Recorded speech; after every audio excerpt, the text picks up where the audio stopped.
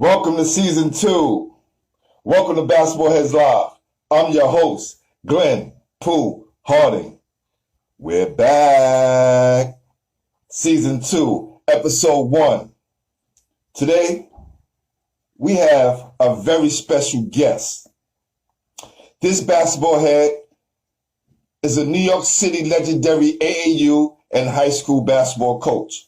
He is the only coach in New York City history to have won the PSAL at Brandeis and the Catholic School League City Championship at Rice. PSAL, CHSAA, the only person to do it. So altogether, that makes 6 city championships, and he racked up 5 state championships with an astounding 352 wins and only 86 losses, while having star players such as Curtis Kelly, Edgar Sosa, and NBA All-Star Kemba Walker, just to name a few. As a matter of fact, this basketball head started out as a star player himself at Rice High School.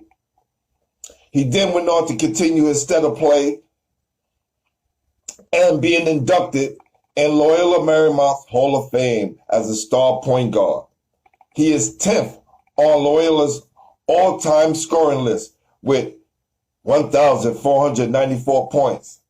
He was a dynamic floor leader on offense and defense for the team that's still ranked among the highest scoring in the program's history. Without further ado, help me bring to the show our own New York City legend, Maurice Hicks. Let's do it. Y'all ready?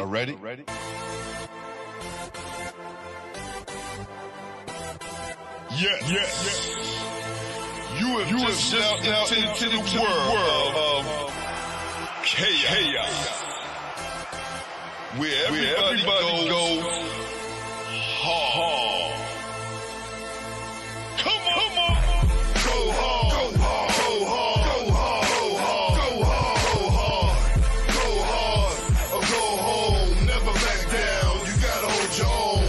Go hard. Go hard. Go hard. Go hard. Go hard. Go hard. East Coast. Go hard. West Coast. Go hard. Midwest. Go hard. Dirty. Hurry up, everybody. Get online, buy your tickets, cause the game about to start. Hey, what's happening? Hey, what's going on, man? Hey, Mo, look who made it. What happened? My artist, okay. Jamel Powell. I see him. He hooking you up, I man. see him. So what's going on? Oh, man.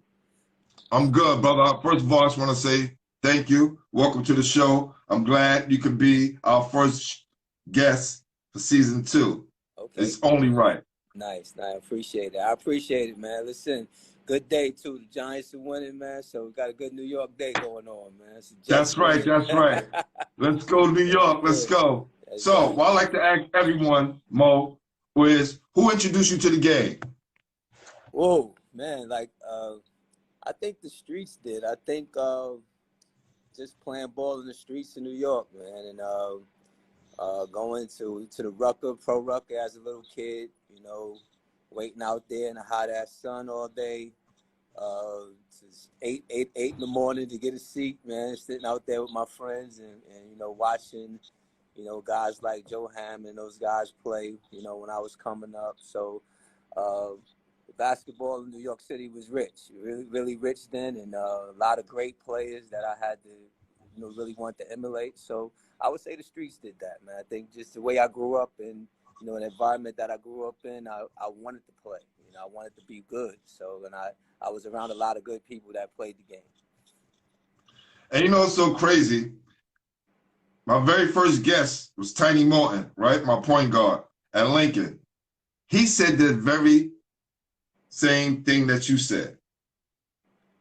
The streets kind of introduced him to the game. No one in particular, but him going outside and kind of seeing what was going on in the environment, and you kind of did the same. That's why you guys are great point guard. Yeah. That's what it was. I think, back then it was just the basketball was so rich in tradition and so good that, you could learn from anybody, man. It was all around you. It's great players all around you, great tournaments, just people that you can emulate. One of my biggest heroes probably back then was Nate Archibald. He was my guy, man. That's the guy that I wanted to be like, when I was coming up. So he was just so fast and quick, and he could score it. He could make assists. He's just an all around player, really good player, tough. That's the guy that I wanted to emulate my game after. Listen, he is my top point guard in New York City history. Absolutely. Facts. Hands down. It all starts with Nate. Hands down. Right? That's right. No shame to nobody else, man. That's right. No shame. This is point guard city, man. We got it, man. But that guy there was special, man. Listen, he was doing it in 66, 67 when a lot of us wasn't even around. You know what I'm saying? Exactly.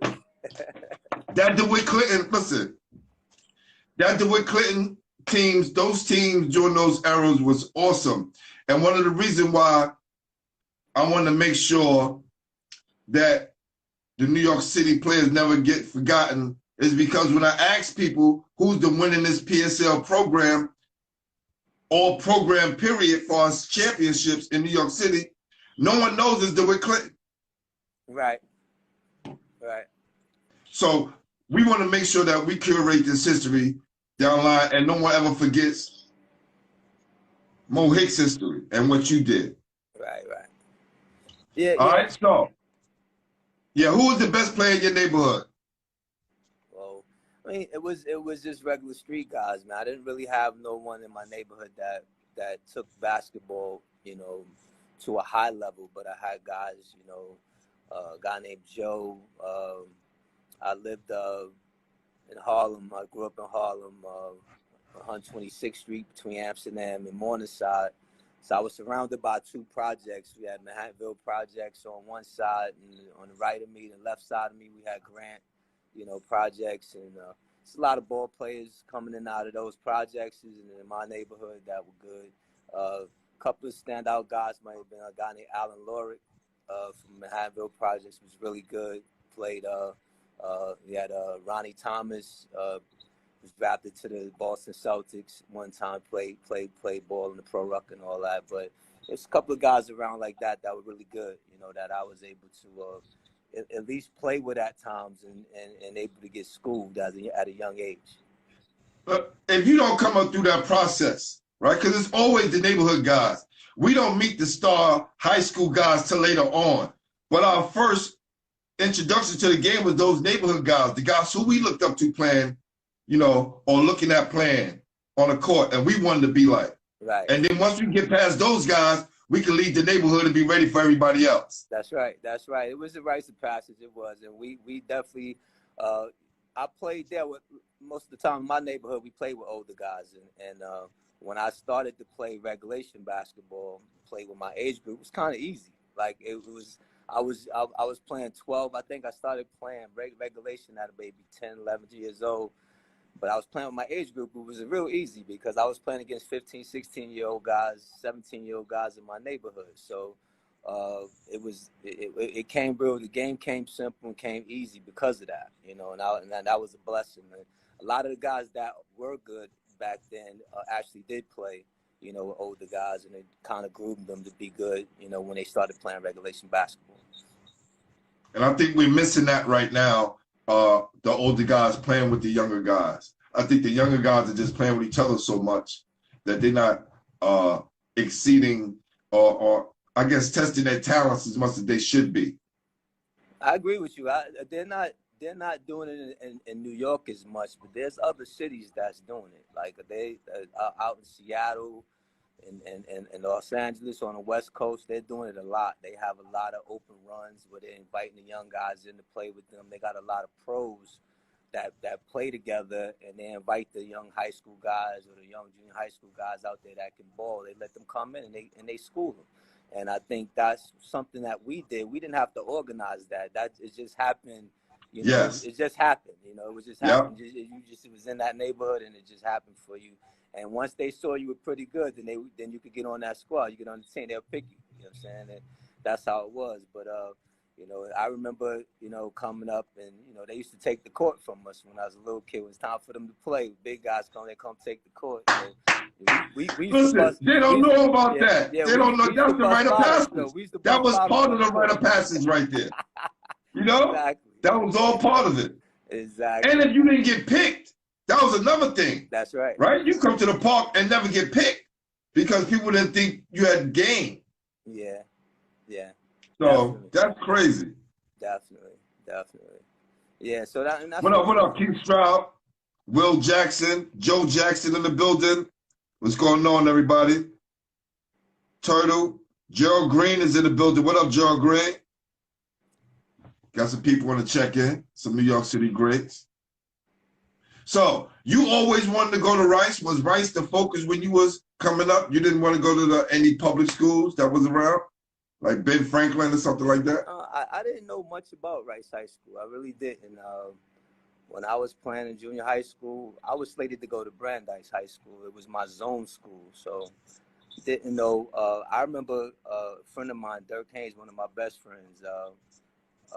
We 8th, 7th, 8th grade, we used to sneak into Brandeis games, and we wanted to go to Brandeis because of the girls. You know what I'm saying? They had the best cheerleaders. We thought we would come in. We went to a game, and they had you know, maybe 50, 60 cheerleaders, man, on the team, and you know, and out of the 50, Wow. 60, 55 of them were fine. So that's what we wanted to do. So I mean, I wasn't really thinking in that realm. You know what I'm saying? I was more just enjoying being a young teenager, man. Just and then, you know, I started, you know, playing with Riverside Church. Of course, I was playing with them since I was 11, 12 years old. And one day, the coach, Mr. Lorchek, came to me and asked if I was interested in going to Catholic school. And I said, you know, I mean, I'm interested. You have to talk to my mother, though. You know what I'm saying? My mother say it's cool, I'll do it, you know. And he met with my mom, and, you know, that was it. I think I went to Brandeis for one day. And then the second day I was in Rice High School. So Time to go. Yeah, I was going. Yeah, so that's what it was. Yeah. Cool. Yeah. So and as you got to Rice, was it a transitioning process that you had to go through? Yeah, it was. I mean, it was all boys school, so that was the process in itself. You know, I had to get acclimated to that, and just the structure. The structure was there. The structure was good. You know, it was something that, you know, that I didn't think that I needed at the time. You know, because you think you know it all, but I think it was something that was definitely came at the right time for me in my life. You know, I went to Rice. My junior high school went up to the 9th grade, so. I went to Rice as a 10th grader. When I went in, you know, it was new to me. I had to dress, you know, I had to wear shoes to school and all that. So it was a process. You had to wear a tie and all that, and there was no skirts to look at, just shirts. Yeah. A little more discipline there and everything. But you know what? It made me a better person, man. I embraced it.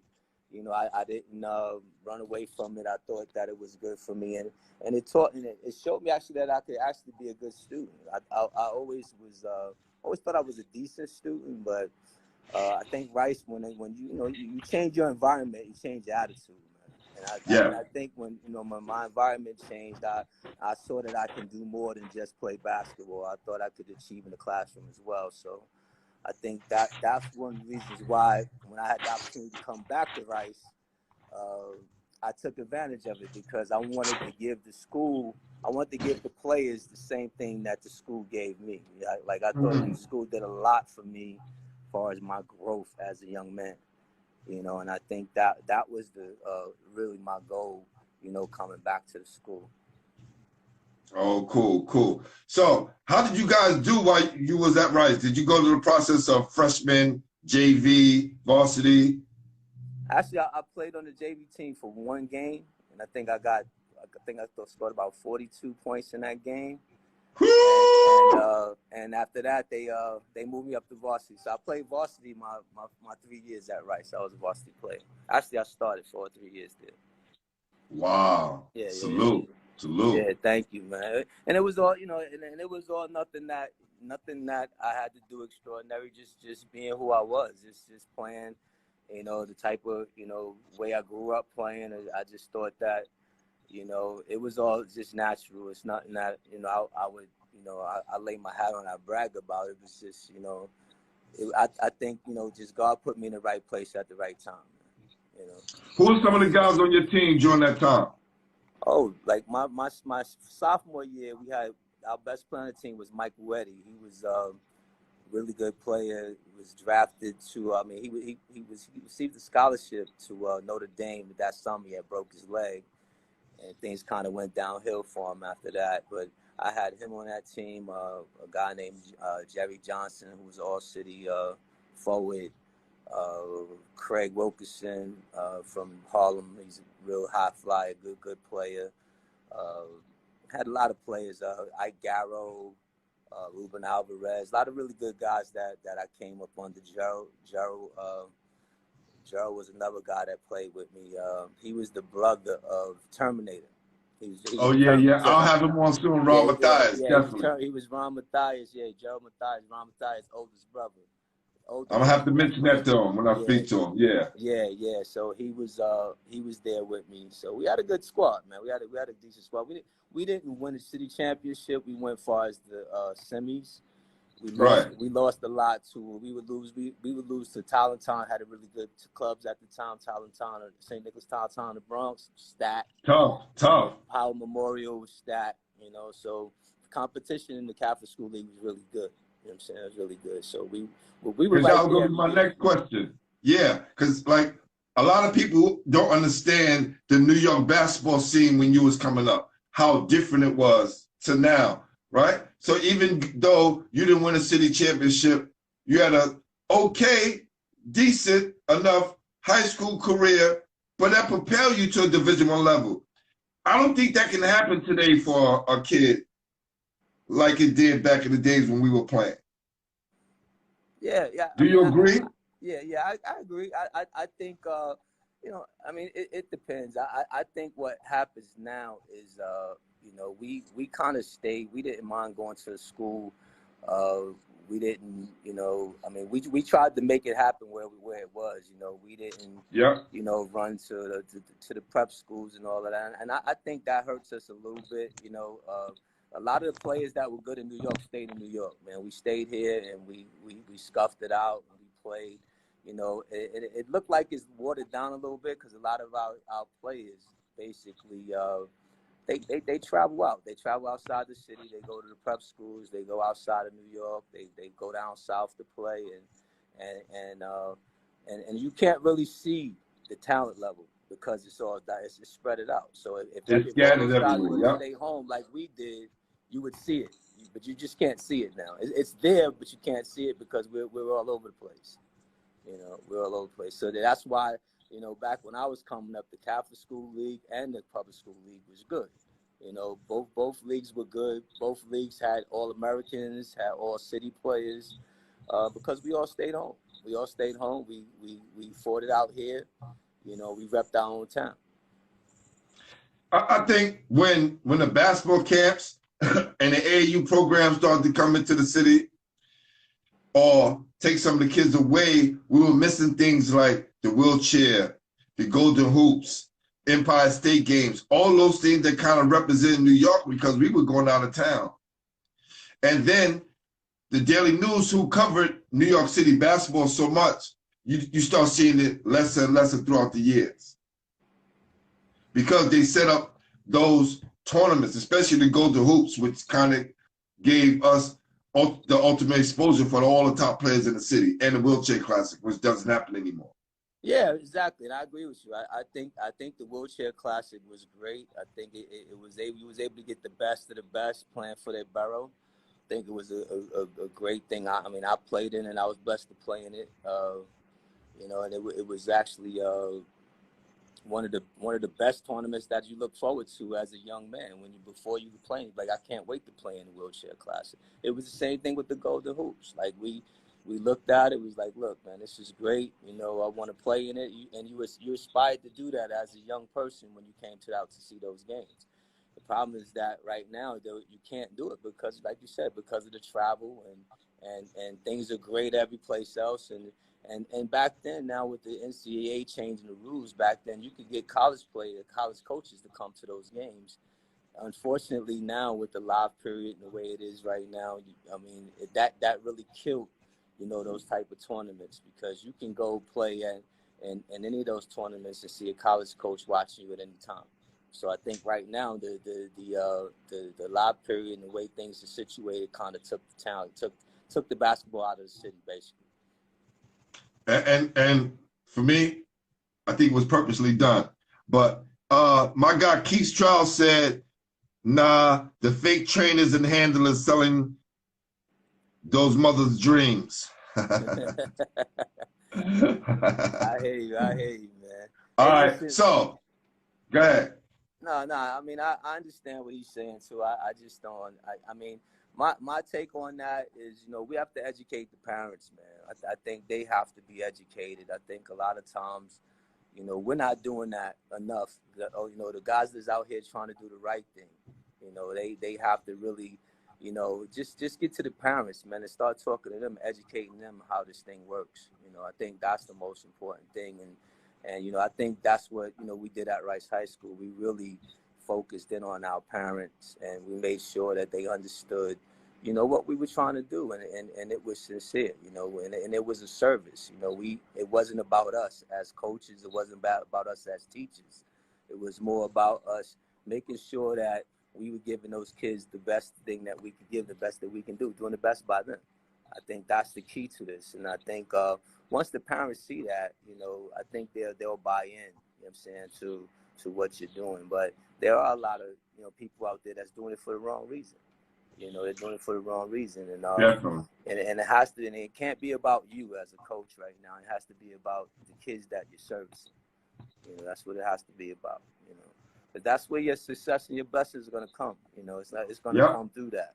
Like that's where, and the kids nowadays, they see it, man. That's why that handlers that people talk about, that sometimes it just don't last, man. It doesn't. It's no substance there, man. And a lot, 9 times out of 10, it hurts the kid more than it helps. Definitely. Yeah. He said he wants sneaker deals. The kids not focusing.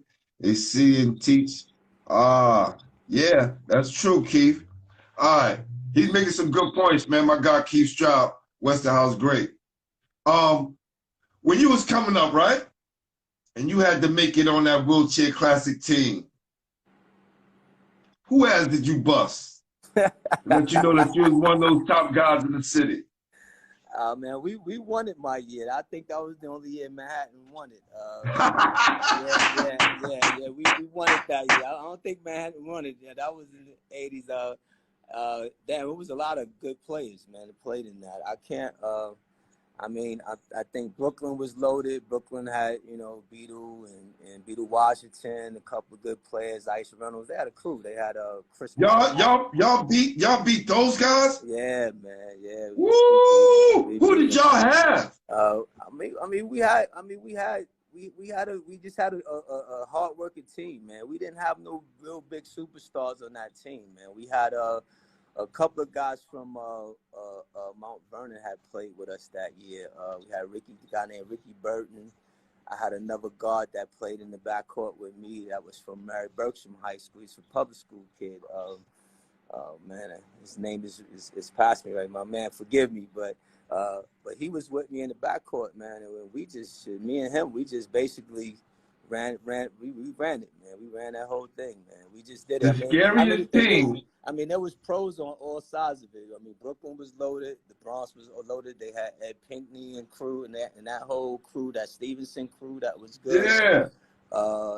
Queens was loaded with all the Granby kids. They had all the kids from that played for Granby. They had, they were loaded, that whole crew. So, but we just came out every day and competed, man. We had to win. We had to win 2, and we won 2, man. We went out there and won it, man. So it was but that was something that, we look forward to, man. We were out, I would go. I remember seeing Albert King play in that same tournament, man. And when I was a youngster, so always wanted to be involved with that. And that place was so packed, man. You couldn't even get a seat in there, man. It was like something that you look forward to. So, I mean, Definitely. I think people talked about Bernard King so much, they forgot how much of a beast Albert King was on the high school level. Right. Even on the college level, but the high school, he was such a legend, right? And his name rang bells on every corner of New York City. Right. And throughout the country. Oh, so, no, I was good. I was really good. And I was, happy to be able to see him play. I thought he was great. I thought he was just as good. I thought so. I thought he was more celebrated. Bernard was just a beast, man. Bernard was just a little different. Yeah. I was good. His little brother, I was shit. I was just as good, man. That's right. I should play. So, who are some of the schools that recruited you besides Loyola Marymount? Oh, well, the typical schools came in. It was St. John's. He visited. Louis visited the school a few times. Syracuse came through a few times to see me. They all had guards there, and I didn't think it was going to be a good fit. Big schools, I didn't think at the time. Ohio State was there, but it was something that I didn't. I wasn't really interested at the time. I just thought, that. I wanted a smaller setting. I had a guidance counselor at Rice that told me, gave me that big fish, little pond speech, you know what I'm saying? And kind of went for it, and it worked out. I really wanted to go to Columbia, though. I wanted to go to Columbia University. That's the school I wanted to go to, but I had to. Tony Childs in the building. Yeah, I wanted to go. Exactly. And the crazy thing, I wound up getting a C in my senior year in chemistry. And it kind of shot me, so I couldn't. It kind of stopped my, my prowess for there. But that was the school that I wanted to go to because it was. My mom was more about academics than she was basketball. You know what I'm saying? So, that was something that I look forward to. That's why Loyola was a great academic school. You know what I'm saying as well. So, that was the. Oh yeah, definitely. I made that choice based on that, and based on it was a small school that I can be a big fish in that little pond. Well, let me tell you something. Y'all had these, when I was playing against you guys, y'all had these guys called the Haystack Boys. And what they used to do, they used to have the big straw hats. And they used to run from the end of the court and slide into the beaches. The bleachers used to be slamming and the crowd used to go crazy. Yeah. Oh, man. It was a great place to play. Yeah. The atmosphere was great, man. It was. Let me tell you. It was definitely awesome, man. So how was that transition from going from Rice to college? It was difficult. In the beginning it was because Rice, of course, it was all African American, Latinos. Going to Loyola, which was 2% black at the time, was definitely a transition for me. I never actually sat in the classroom, with kids of another race, you know what I'm saying? So I had to, it was a lot of adjustment on my end, and I had to really, really get myself together as far as my self-esteem to know that I belong there, and that was the major thing, is just to show that I belonged there academically. And I think that was the only challenge. The basketball piece was always easy, that transition was easy. I never really worried about that, but it was more of me just, coming into that situation, which most young men, I think, that live in the inner city has to do. Like, most of them go into these colleges and they have to deal with that whole diversity thing and being able to cope and deal with another type of environment that they're not used to. So, and finding successful ways to do it, you know what I'm saying? And, because it was an adaptation that way for me. I think it took me a good year, so to get it together, but I was able to do it. I think my first test, at the school was, I didn't do well in my first economic test. I called my mom, was like, I don't know if I could do it, and my mother said, you could come home, but you just can't come here. You know what I'm saying? She said you could come home. So I was like, shit, I got to stick this out, man. So, I was able to do what I had to do. I, got it out, got in that library, did the things I had to do, got into some study groups. And, before you know it, I was able to, get it done. So that was the major adjustment, I thought, that the biggest adjustment that I had from going from high school to college. Yeah, man. So now I want to just bring up something real quick, right? I always mention this. When guys ask me about who's the guy who gave me the business, I always say there's three people. First was Lloyd Daniels, Whoa. right? Great, He gave about 4 of us 47. Left hand and right hand. Yeah, that's what he did.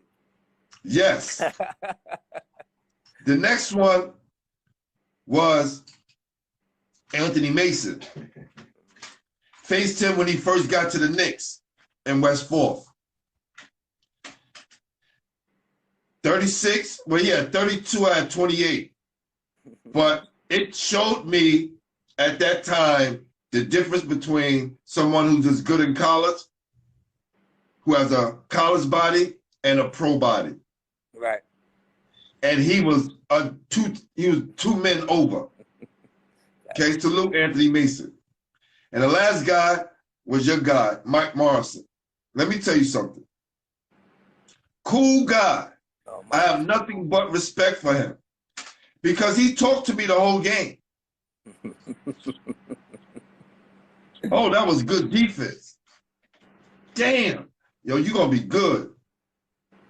All of these positive things while he's giving me 30. Mind you, we beat them every time, but he was so much better than everybody else on the court. Yes. So I never forget that, man. And we used to call him like the poor man version of Michael Jordan because he was doing everything on the level that we were playing.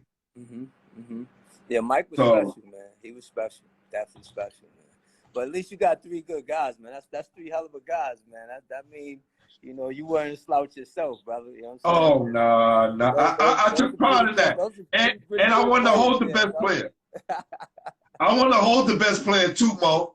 See, that's the difference. A lot of guys don't want to smoke. I want to be where the action at. I hear you. You know, you're a point guard. Right. Come on. Mostly every good team has a good point guard. So you met your challenge, you know. Oh, for sure. You know what it feel like. Definitely. And then that's what it is. I mean, you hit the nail on the head with that, man. Like, you know, that's why I think our teams were so good at, right? So we never turned nothing down, man. We always wanted to play against the best, you know. So, I mean, and as a player, I think I did too. But, you know, I mean, didn't have no choice after a while. When you grew up in the city, you know, everybody was pretty good. So, you always that's went up real. against that. But, you know, that's what, you know, our model was at the school. We always wanted to play against the best. Every time, any tournament that the best was at, we wanted to be in that tournament. You know? So how does this work? You went to Brandeis for a day, then went to Rice. Then once you got finished playing basketball, you go back to Brandeis. Yeah, that's God, man. I don't know. That has to be God. I mean, my friend Durkee Haynes is my best friend, man. He went to Brandeis. Actually, we were headed there together. When I came out of college, he was doing some assistant coaching there for a little while. Had one of my mentors named Lamar Dyson was there. He was assistant coach there, along with the baseball coach, who was the guy named Jose Sonka, was the coach there. I just came in there. I was looking for a job, so I came in, and Dirk said he knew a couple of the teachers. So I was working for the dropout prevention program. We used to go in. I used to go out, and they used to give me a list of kids that weren't coming to school. I had to go knock on their doors and, you know, try to get them to come back to school. So that was my job. So I would go get a list early in the morning, go out and try to get kids to come back. But at the time, you know, one of the teachers took a liking to me. It's like, you know what, you should teach kids. He said, you're really good with kids, you know. I see how they take to you. You know, you should just be interested in teaching. It's something that I didn't set out to do, but you know, by the grace of God, I think, you know, people were able to see that I had that type of gift and that talent. So I went and got my license and everything, and then I started to teach at Brandeis. But in the meantime, you know, my friend Dirk was like, well, Mo, why don't you try to get the team? He said, because, you know, the guy, Jose Sonka, is a baseball coach, and he only had retention rights to one sport. So he said, he said, if you get the team, I'll coach it, because I wasn't really interested in coaching at the time. You know, I just wanted to, you know, basically I was teaching. I was still playing a little bit at the time. I wasn't, you know, I wasn't really into, you know, I had no aspirations to coach at all. But, you know, You still trying to get your numbers yourself. yeah, exactly. So long story short, you know, I do that. I fight. I go. I apply for the team. The guy, you know, the AD really didn't want to give it to me, but I forced her hand because he had retention rights to one sport. So he chose the baseball team at the time, because Brandeis baseball team was one of the best baseball teams in the city, if not the country. Yeah. They were loaded, you know what I'm saying? So he did a great job. He's a great baseball coach, right? But at any rate, I went in and got the team, had tryouts that day. I come to tryout, so I'm calling my man Dirk to come to the tryout, and this guy don't show up. You know what I'm saying? So he doesn't show up. So I'm sitting there like, damn, where's Dirk at? You know, like day 2, you know, I'm telling Dirk, where you at, man? So by the time, you know, he showed up, I had the team already put the team together. He was like, Mo, man, you might as well coach, man. I'll just assist you. So I was like, you know what, I'll do it, man. And that's how I started, man. I really, like, That's God again. That's God again right there, yeah, man. Yeah, right? Yeah. I did that for him, man. I wasn't interested. I was like, look, I'll try to get it for you, man, and then we'll go from there. And then I fell in love with it, man. I felt that, you know, I felt me making a difference, man. And I think that was the big thing. You know, I felt that they needed me, that I was making a difference in these kids' lives because I had something to offer them, because I went through those roads and went down those roads they were trying to go down. You know, so that was the big thing for me. How long was it till you guys won your first city championship? It was my second year that we won. Yeah. We had you know, we had some good ball players in the school. You know, we had a better team in the hallway than we had on the court. So what I used to do. Tell me about that. I don't think people really understand. There's so many ball players that's not playing on the team because of other reasons. It's crazy. Absolutely, and I was able to grab a couple of them and convert them. But you know, we used to invite those guys in to play with us at the end of school, and you know, we had 5 guys in the hallway that could beat my city championship team. But we had guys. Those guys, you know, they came together, man. I got, you know, a couple of guys. I got my little point guard, Corey Wright, and then, you know, we had Kenny Archibald, Brooklyn kid. That was coming out there. Kenny was a dog. Definitely. He was a dog, and then, you know, Walter French transferred in from Rice High School. So, you know, we wound up putting a nice little team together. And in my second year, we were able to win the city championship. You know? Okay, things are going well. What made you go back to your alma mater? Well, that was another godsend thing. I mean, they were doing well. They had just won a city championship with Lou DeMello, and he was the coach there. They were rolling. Felipe Lopez, you know, was there, number 1 player in the country, and they were rolling. And Dermot Player, another friend of mine, one of my assistant coaches that came with me to Rice. Actually, he was there before me. He was assisting Lou DeMello at the time, but I had hired him over here at Riverbank, where I'm at right now. Actually, Dermot was working here with me in the 90s, and when I was coaching at Brandeis, he came to work one day and said, Mo, Lou DeMello resigned from Rice High School, and he was like, you should go for the job. And I'm like, you know, I don't know. He said, Mo, it's your alma mater. Those people love you over there. They'll give you the job. It's not you get that job real easy. And I was like, I don't know, man. So he was like, he actually convinced me to call the dean at the time, Mr. Flood, who was my dean when I was a student there. He was still there, and you know, great man, man. And actually, I spoke to him. He was like, Mo, you know, come over and meet the principal, you know, and you know, he said, look, I can't see why they won't give you the job if you want it, you know. And you know, I went over there, and the rest was history. I was able to go over and you know, that one interview, they told me, you know, gave me my contract the same day, and I was able to start. So it was actually a godsend. I thank Dermot. Dermot became my assistant. But I thank Dermot for seeing that vision, because it was something that just happened. I mean, I knew they were rolling.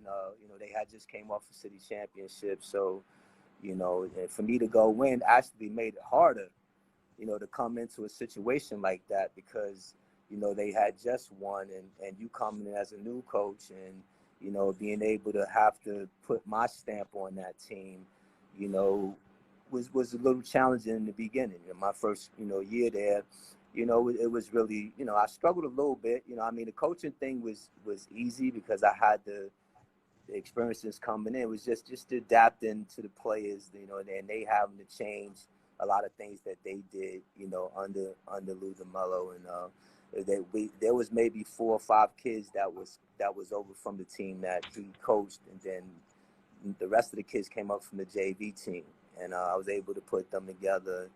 That second year we came together. We should have won it my first year, because we had a guy named Gary Saunders. Yes. You know, Gary was, to me, one of the most underrated players in New York City. If people talk about basketball players, man, a lot of people don't mention Gary Saunders. Gary was a 6'5", 6'6" point guard, man. Gary could do it all, man. He could score it, he could shoot it, he could pass it.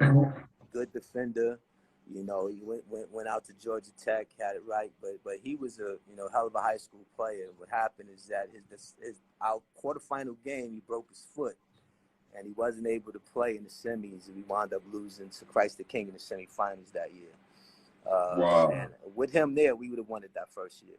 I mean, no question. And but he we had just beat them. Actually, we beat them in a regular season game.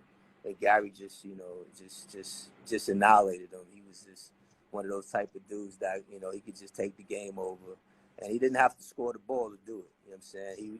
He would do it on, you know, he would pass it, he would defend, block shots. I mean, one of those really glue guys that got guys to play for him. You know what I'm saying? So, you know, but like I said, coming through there, coming through Rice at the time, that second year, was able to, you know, put a good team together. We had some seniors, Chutney Gray and Bevon Robin. You know, we had guys like that. Tariq Kirksey. You know, we had Anthony Glover at the time, was a sophomore on that team. He was our center at a sophomore position. So we were able to put a good team together and win that year. You know? Well, and I'm gonna give you a blast from the past. My guy Cook Slow, the producer, said, "How was it developing David Murray, aka Nutter Butter, who was his brother? Rest in peace." Yeah, well, I missed him, man. Like I missed Nut. I came the year after he left. But I knew about Nut. Me and him was cool.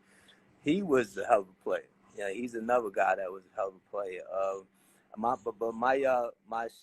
best friend Dirk coached him. He was my friend Dirk was Zach Brandeis with Lamar Dyson. They coached Murray on that team. I wasn't blessed to be able to get there on time to coach him, but a hell of a New York City point guard as well. Wow, and big too. Yeah. So, what can New York City coaches do for their programs to build it the right way?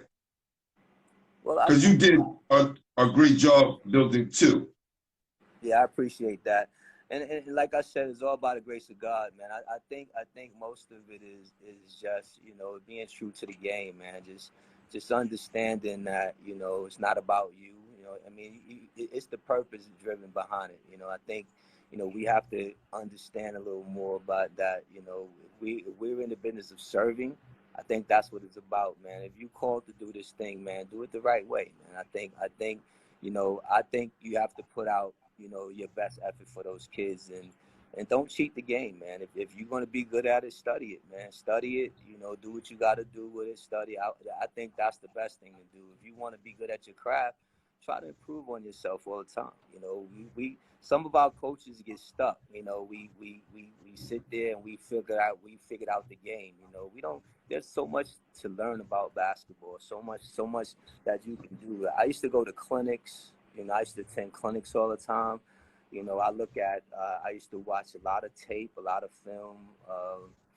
when I watch the game, I don't watch the game as a fan. I watch the game to learn. I watch the game to see what the teams are doing. Try to pick up offenses, defenses. Try to pick up strategies. You know, so watching the game as a fan is not something that I did as a coach. You know what I'm saying? I wanted to always see if I could learn something by watching the game, whether it was even a girls' game. Sometimes the college on the women's side of the college game is so fundamental, you know what I'm saying, and so much that you can learn, you know. So I did all of that, and I think, you know, and that's why I say about cheating the game. Don't cheat it, man. Like if you're gonna be you want to be involved and you want to teach kids, make sure that you know what you're talking about. Make sure that you understand it. You know what I'm saying, because it's important. Like you know, I think, you know, because we don't know, man.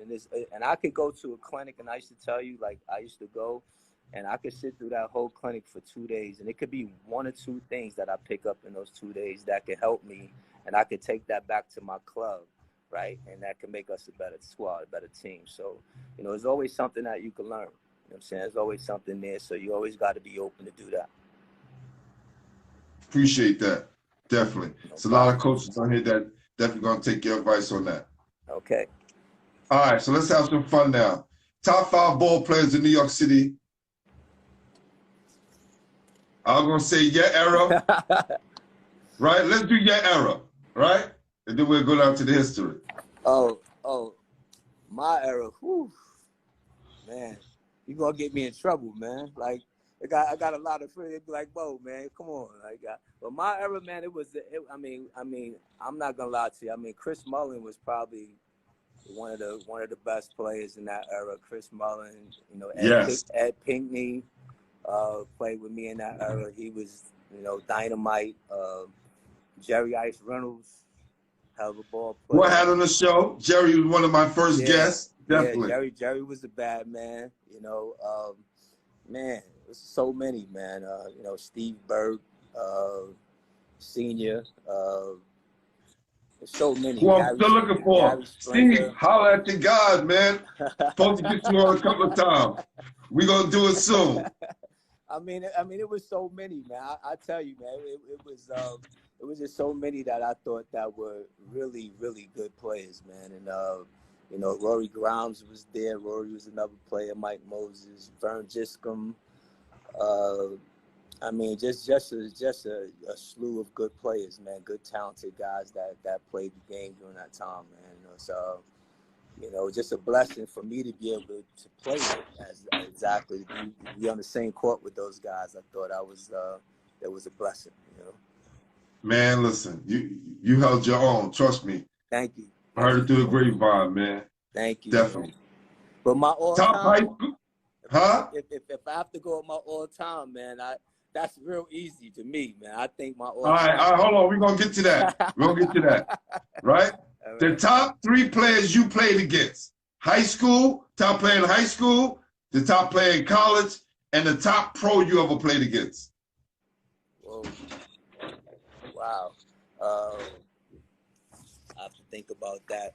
Top high school player, I would say. Top high school player you played against. Top high school player I played against probably was Vern Giscombe. Probably was head to head as a guard. Yeah, him and Mike Moses, I think, were the 2. Because they were a year older than me, so they gave me some fits, man, when I used to play against those 2. And you know, Vern was quick and could shoot the ball from anywhere. And Mike was real lethargical. Like, Mike is, you know, slow motion but steady, get it done on you. You know what I'm saying? Right. Guys, I used to always think I could strip him, and I could never take the ball from him. But you know, those guys were like, you know, guys that, you know, challenged me, you know, the most in high school. I think I was challenged by them the most. You know what I'm saying? College. College, man. It was a guy named Terrence Bailey, man, that went to Wagner College. I already know. Yes, he played with my guy Pat Burke and Rick Combs. Yes, definitely. Yes, Terrence Bailey was a problem. He was a problem, man.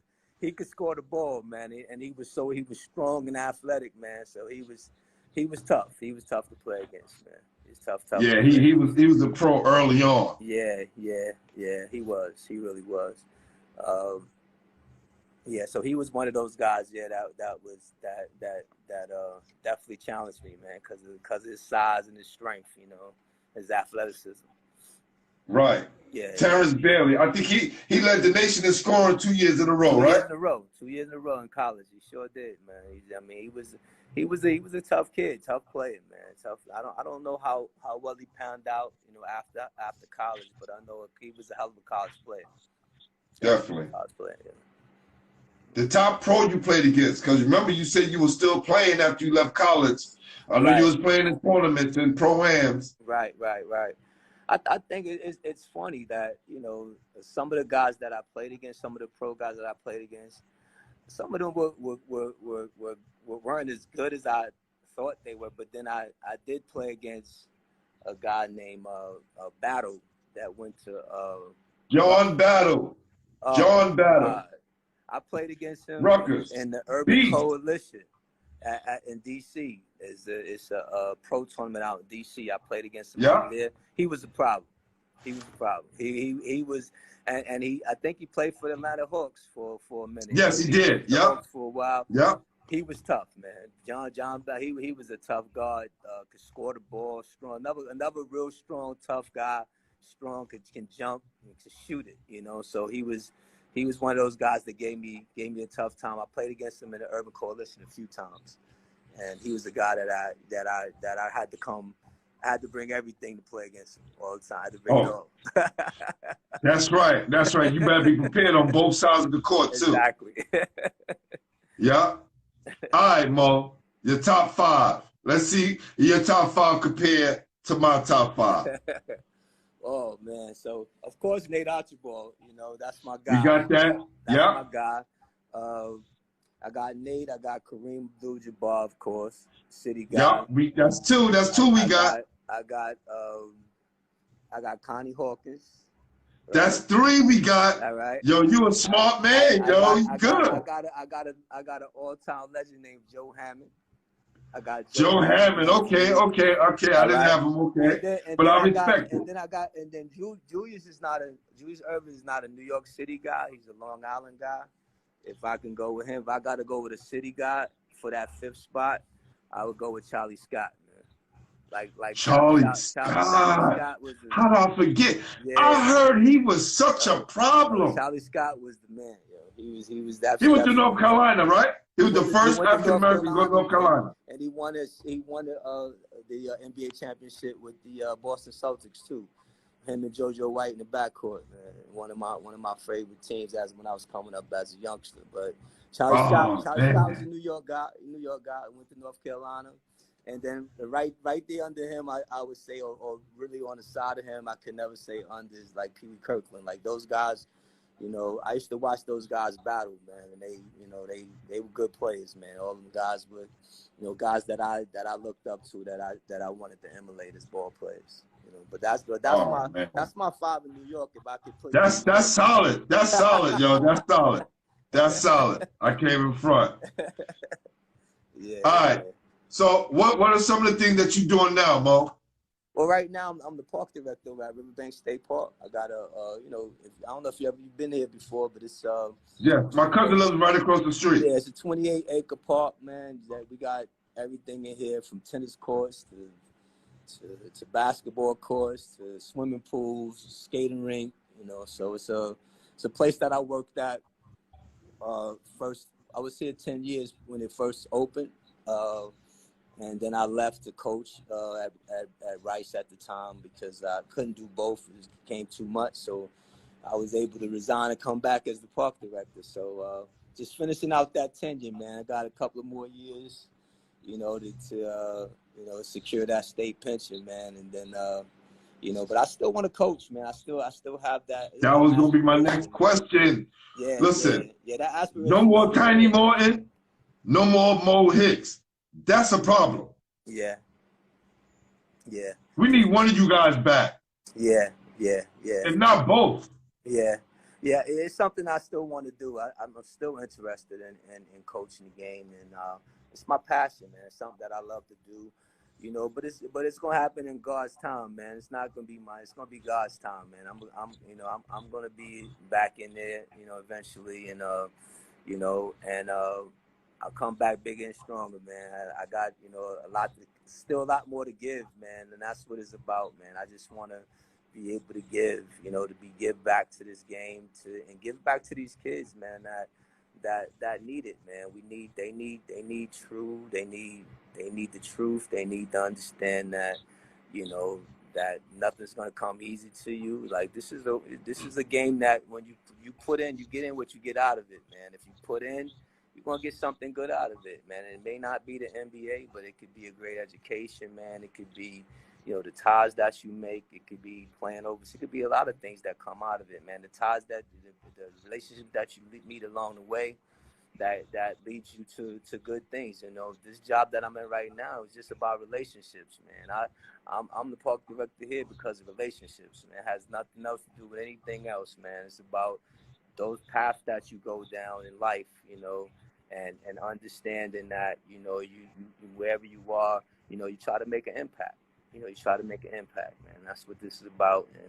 And you know, I appreciate it because I see a lot of my guys that I coach. You know, I give credit to their parents. I give credit to them, and you know, I'm happy and pleased to see that they grow as young men, man. I think that's the big thing about this whole thing about coaching is that, you know, this thing is bigger than basketball. You know what I'm saying? When you see that it's bigger than basketball, you know, you can care more. You can care more about them as people. You know what I'm saying? Because it has to be bigger than basketball for you. You know, that's why, you know, we didn't. You know, we took pride in our kids graduating and qualifying for college and all that because we wanted them to be good citizens. Because if you don't do that, you make them feel like, you know, well, basketball is it. Basketball is just, it's just a vehicle. It's a vehicle. Small part. It's a small Yep. part. It's a vehicle. It's a vehicle. If you use it the right way to get you where you need to go, you'll be successful in life if you use it the right way. Because, like my sponsor always say, you know, my sponsor is Game Over, right? Oh. And this is his own trophy, right? He invented this trophy because he wanted the trophy to kind of represent us, right? Man. And also, he also would tell kids, because he went through it, that we all gonna come to that day when the game is gonna be over, and we're gonna have to do something else. No matter if you play pro basketball or not, sooner or later the game will be over, and we can extend it in other areas. Right. So with this platform, this started out, or this is a high school basketball platform. Right. But I wanted to get you guys stories, right? Because the young guys can learn from you, right, and other people I have on here. They could go back and check the videos and get that knowledge and take those notes down, and we can prepare the next generation to be successful. So that's what it's all about. My guy, Keith Stroud, he's still on here. Love you, Keith. He said you and Tiny should start a prep school.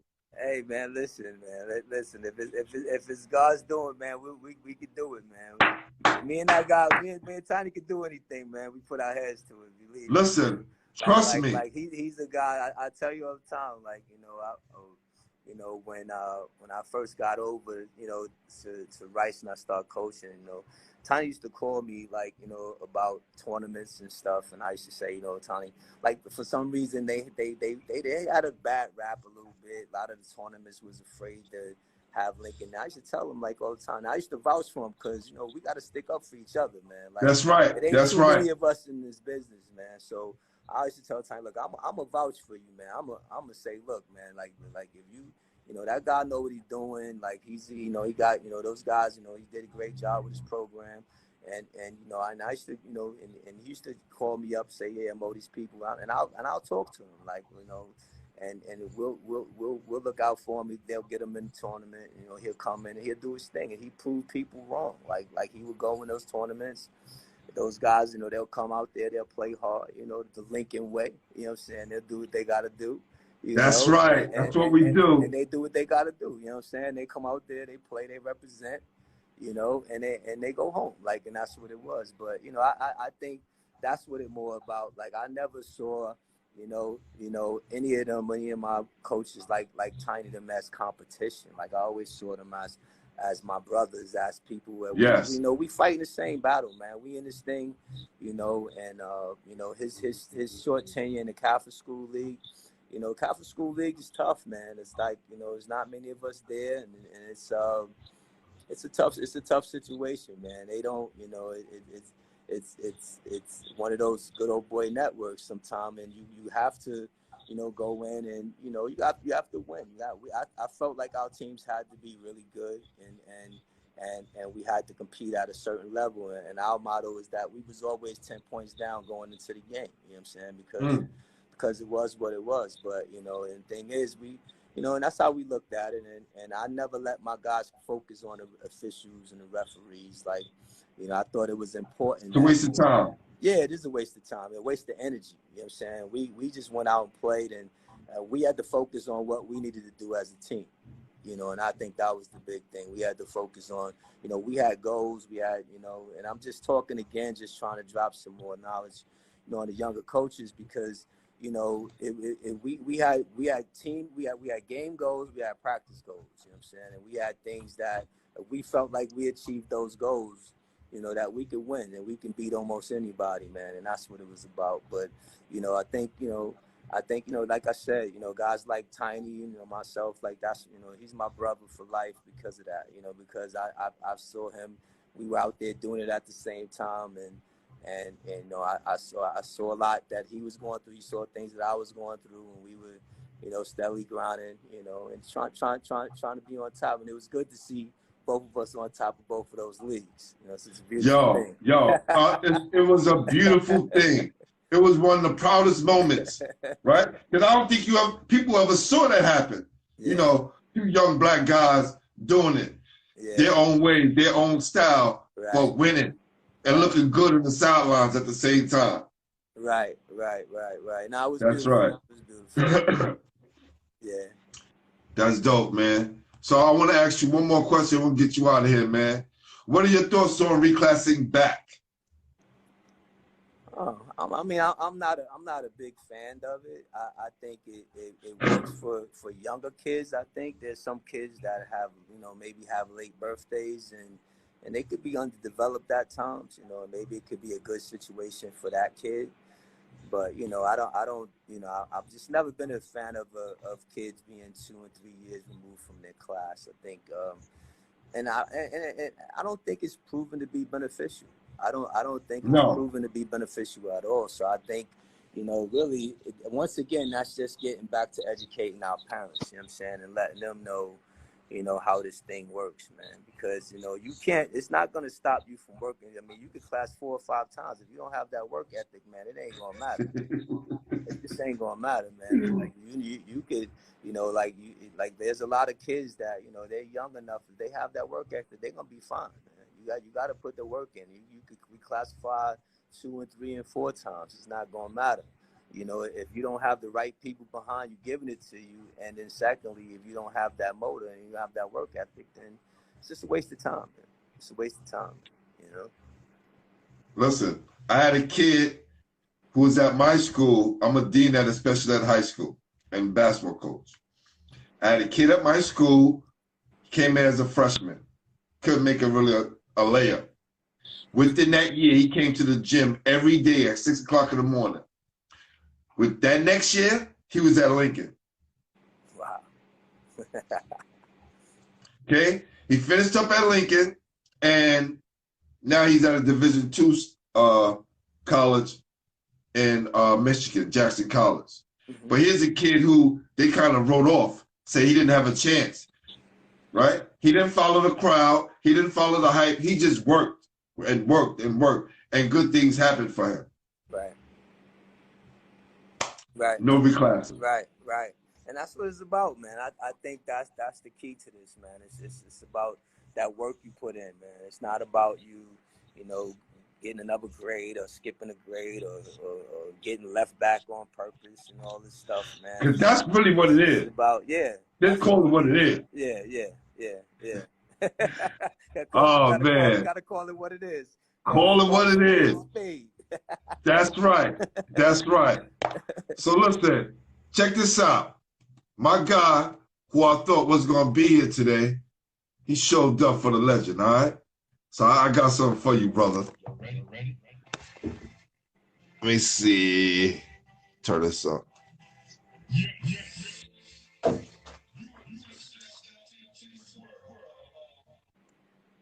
Oh, that's hot, man. Oh, that's hot, bro. Thanks, man. Oh, we ain't forget about you in college. We ain't forget about you. Yeah. Oh, that's nice, man. That's nice. Appreciate that, man. Appreciate that. I appreciate that, man. That's nice, man. Something I can hang on my wall, man. That's beautiful. No doubt. This is what it's about, man. And yo, look. He got the facial expression of pointing a finger. You know what I'm saying? That's real, man. It is. I appreciate that, artist.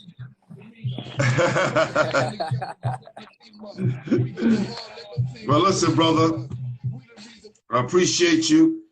Thank you for taking the time out. I know it's kind of crazy us playing phone tag, but we made it happen, brother. Hey, listen, I appreciate you, man, and keep doing what you're doing, man. You're doing something positive for us, man, and I appreciate what you're doing, man. Keep it moving, man. Keep doing what you're doing, bro. I appreciate you.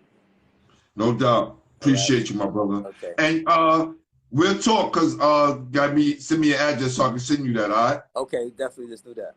All right? Okay. All right. All right. God bless. No doubt. All right. See. All right.